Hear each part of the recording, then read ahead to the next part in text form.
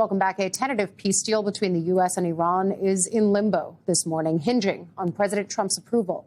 Among the details reached so far by negotiators are extending the ceasefire by 60 days and easing restrictions around the Strait of Hormuz, as well as sanctions relief for Tehran. But the deal would effectively kick discussions of Iran's nuclear program down the road to another date. And of course, that is one of the most important pieces of this. I want to bring in MS Now contributor Inzamam Rashid from Dubai and MS Now military analyst, retired Army General Barry McCaffrey. Thank you both for joining us. Inzamam, first to you. What is the latest that you're hearing in the region about this potential deal? Because it seems like the contours have been pretty consistent over the last week. It's just that we can't get any clarity on if the president will agree.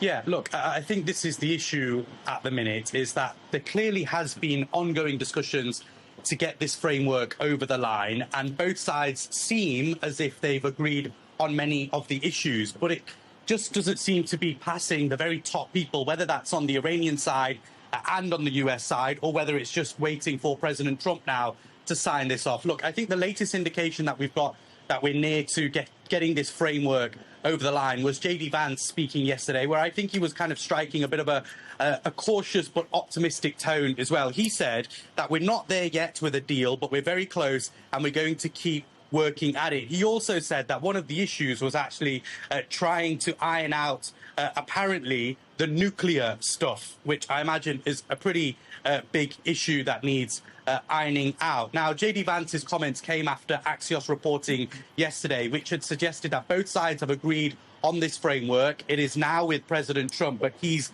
waiting essentially to sign it off. What's inside this framework, as we know? MS Now has confirmed that the shipping through the Strait of Hormuz would be unrestricted. As a result of this, Iran would have to remove all mines from the strait within 30 days. The US naval blockade would be lifted in proportion to the restoration of commercial shipping, and the US would issue some sanction waivers to allow Iran to sell its oil. I think what's an important note is that Pakistan's Deputy Prime Minister and Foreign Minister will be in Washington, D.C. this weekend, and we'll be having those high-level discussions, potentially with Marco Rubio, with a message from Iran, no doubt. So all eyes will be on that meeting to see whether they can get this deal signed between the two sides. Ali. Definitely. Inzamam, thank you. You know, General, I want to play something that J.D. Vance, the vice president, said yesterday. Inzamam was just talking about it when it comes to the agreement and the issue of Iran's nuclear stockpile. Watch.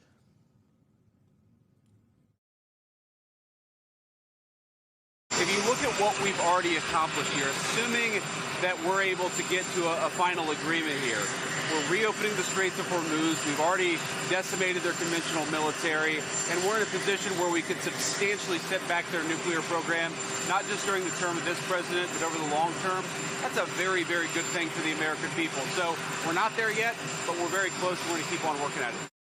Okay, so when we're watching him define what the success points of this potential deal might look like, I think we need to point out that the Strait of Hormuz was open before the conflict began. And so now solving that problem is really a problem that was caused by this incursion in the first place. But the administration has also said that removing Iran's nuclear program was the reason that they went in. So who's moving the goalposts here? Or is everyone just looking at sort of the cards where they lay and trying to find a win in this? Well, Ali, the Trump administration's in trouble on it, and they understand it. The tactical strikes on Iran, 21,000 by the U.S. Navy, U.S. Air Force, and the IDF, have been devastating to Iran's military capability and to some extent their nuclear program.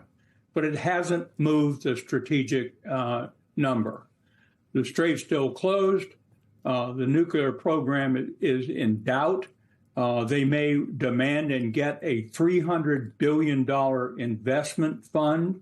They may get return of their $24 billion. So the question is, was it worth it? What is the consequences of this war without our allies and without support from the American people and Congress? So I guess to pose that question back to you, what in the contours of this deal that we've seen would have made it worth it? And do you see any of the key tenets that either the vice president is talking about or that our correspondent Inzamam Rashid laid out that make the war worth it?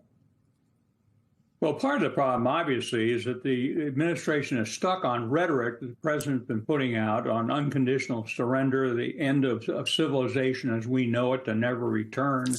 I'll select the next Iranian leadership. So we're not going to get regime change. I think what's in great doubt is we'll get our hands on their nuclear material. It's not just 1,000 pounds with a potential 10 or more nuclear weapons, but it's also 10 tons of fissile material. You can't get that unless you get inspectors on the ground with rigorous interventionist tactics allowed.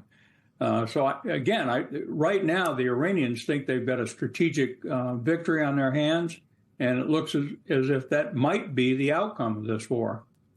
And I think some of the questions that you're asking about what does enforcement look like, what are the negotiations around the nuclear issue, are the very questions that the Obama administration back in 2014 and 15 were trying to negotiate around. And I can't help but notice the shades of similarities between this potential deal that the president hasn't signed off on yet and that Obama-era deal that the president pulled the U.S. out of in his first term. It's a lot for us to continue to look out for, but we have to leave it there for now. General Barry McCaffrey, I thank you for your expertise, as always. Good to be with you.